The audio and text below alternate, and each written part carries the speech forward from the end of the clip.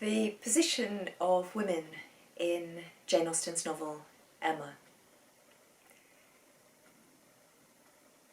This is going to be quite a brief summary and not really comprehensive about the position of women in the novel Emma. It's important, of course, in this respect to consider Emma herself.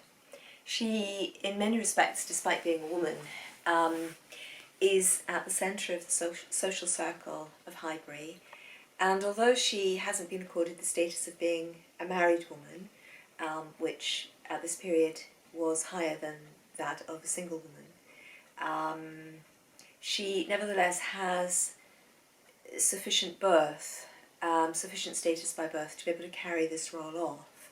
I suppose as well Emma, for the period, is sufficiently arrogant, perhaps overly self-assured as a woman, as a young woman in particular, that she actually feels comfortable with taking charge of many social situations, even where she's surrounded by people who are older than she is, and also particularly in the case of women who are married.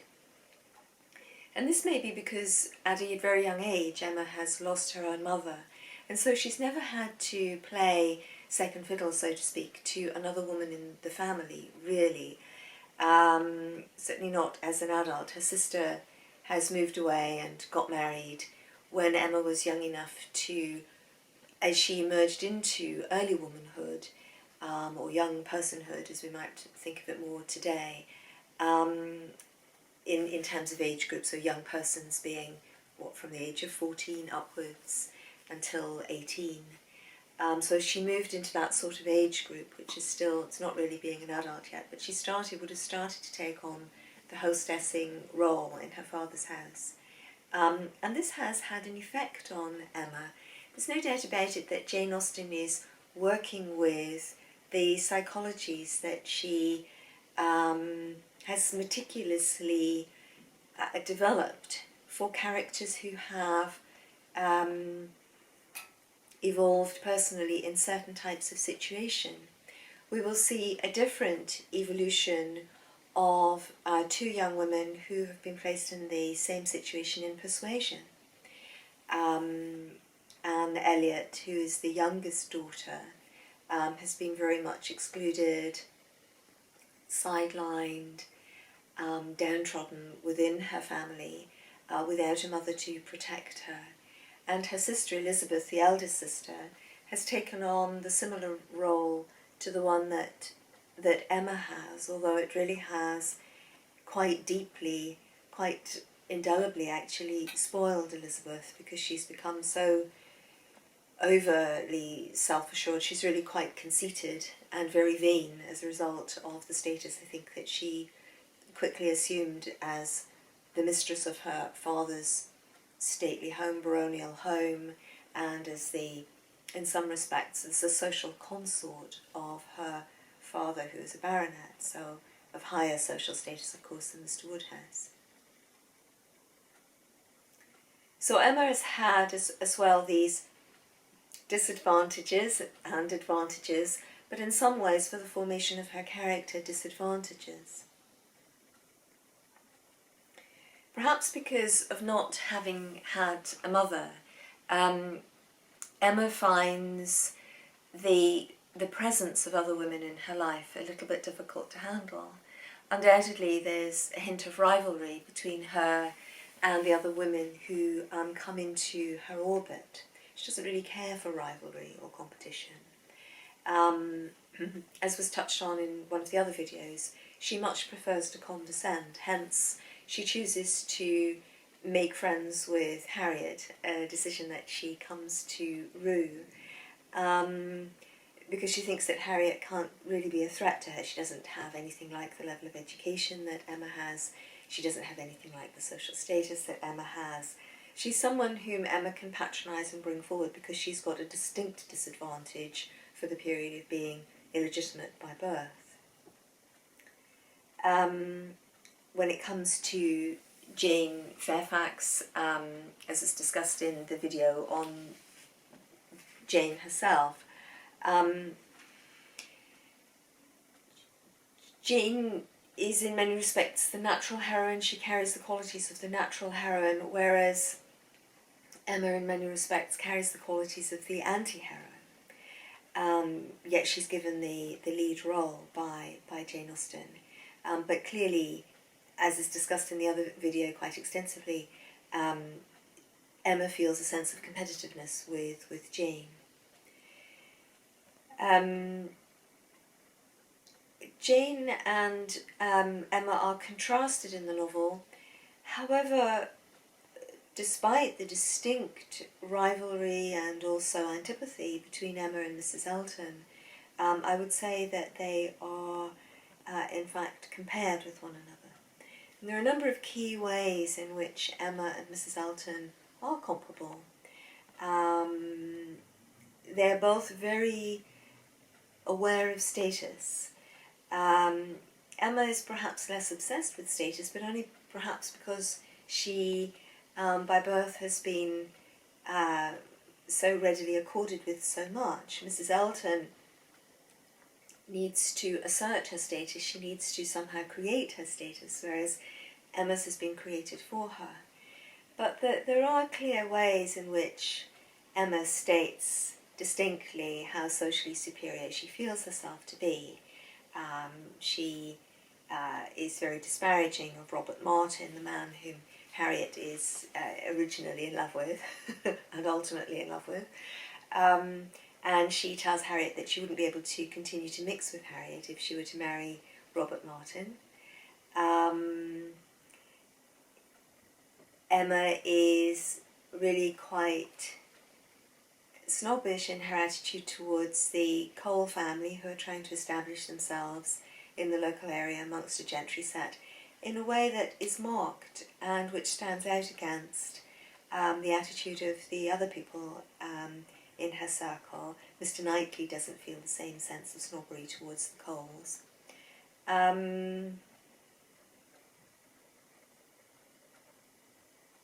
So again, in some ways, Emma's strong dislike of the way in which Mrs. Elton wishes to insinuate herself socially talks expressively of how Emma sees her most prominent social position in the area being slightly essayed by Mrs. Elton, who is after all a very attractive woman and who's now a married woman, and so has sort of more right at a certain level to status than Emma, who's still unmarried. So Mrs. Elton is obsessed with status, that of her husband and that of herself as, crucially, a married woman. She is Queen of the Day at Donwell Abbey and goes to great lengths in order to ensure that this is the role that she will play at Donwell Abbey, even attempting to take away the role of host from Mr. Knightley, which is quite a piece of consummate presumption, I think. Mrs. Weston is the other married woman who is present at Donwell Abbey on this day, so she actually would have had as much right to be Queen of the Day as Mrs. Elton. Mrs. Elton appropriates it to herself, perhaps because she thinks she's got more right to it being a more recent bride than Mrs. Weston, but also just because she knows she'll be able to wrest it from Mrs. Weston, who's a lot more modest and retiring than Mrs. Elton. Mrs. Weston is one of the characters who is consistently approved of by the omniscient narrator and by the way in which the story transpires. She is endorsed. She's been very loyal, very faithful, very loving governess and companion to Emma during the phase of her life when she was in need of work, needed to work and needed to find employment. Then against the odds, she marries Mr. Weston, who is very comfortably off indeed, and then finally, although slightly later, does become a mother. So I think her life and her personality are endorsed ultimately by the novel. She does find fulfillment in the type of way that Jane Austen seeks to demonstrate it's possible for a woman to find fulfilment in her society. But Mrs. Weston, as I say, is too modest and too retiring to manage to outrank or outflank Mrs. Elton at Donwell Abbey. I don't think she's really interested in doing so. So this kind of level of snobbery is not very much approved of by Jane Austen.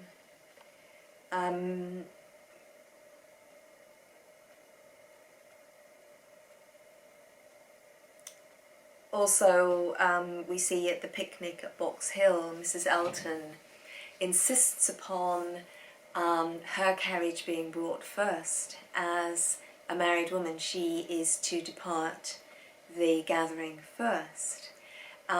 Again, in this gathering, she overlooks the fact that Mrs. Weston is also a married woman, and because Mrs. Weston is older than Mrs. Elton, she should rightfully have had the precedence.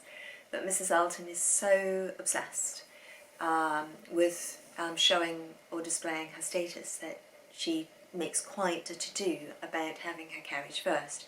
And this is probably mainly a display of status towards Emma.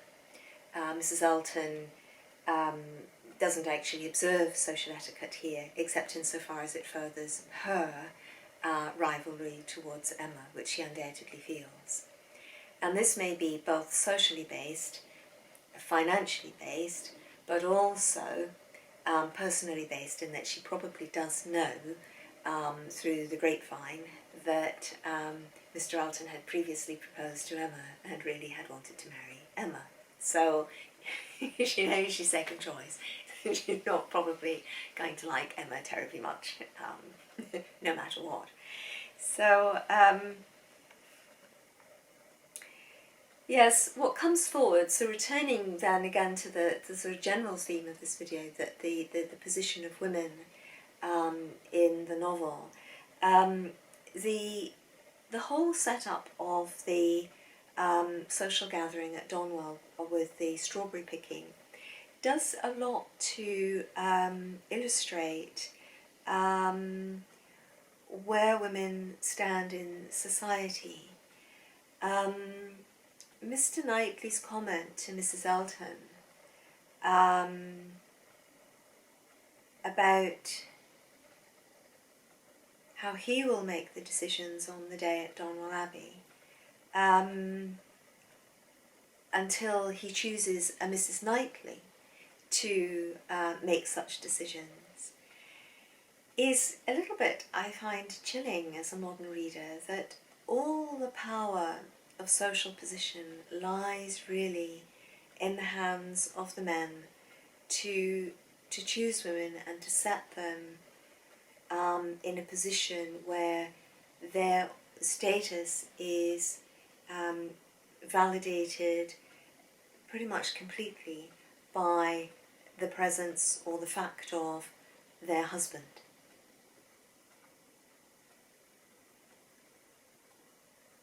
So whilst women on the surface appear to be presiding in the domestic setting, in reality they are only able to do that because they have been permitted to assume that role by a man.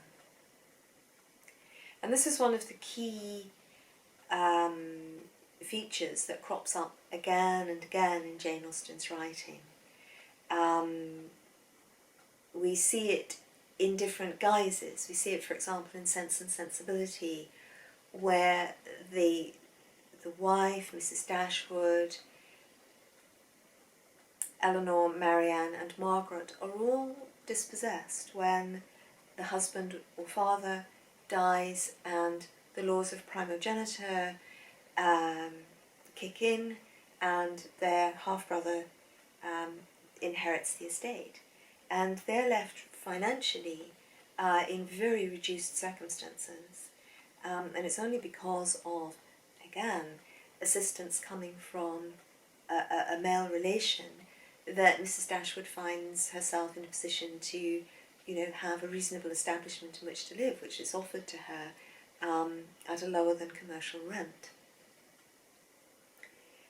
We see the whole threat of displacement pending over the lives of the Bennet women, the mother and all of the daughters. It's crucial, it's imperative that Mrs. Bennet gets her daughters married.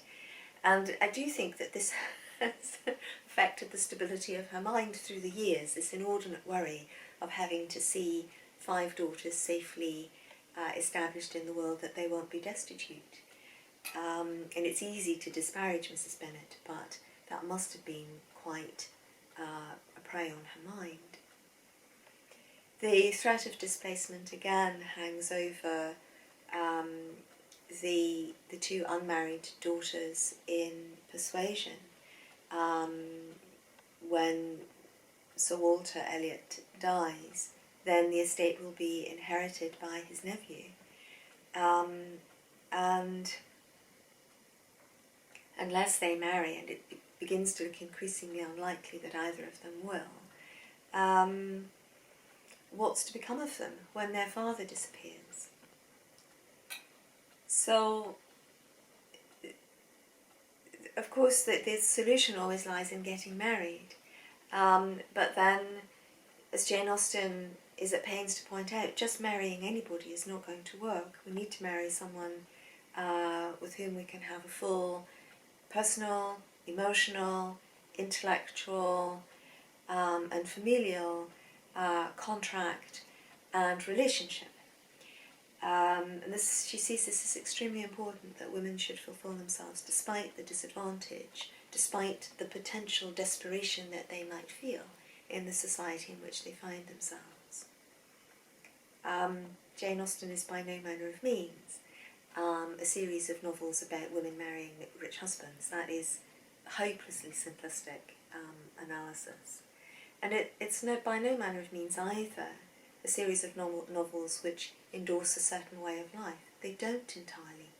There are ways in which they're really quite critical of the prevailing way of life in the early part of the 19th century in Great Britain.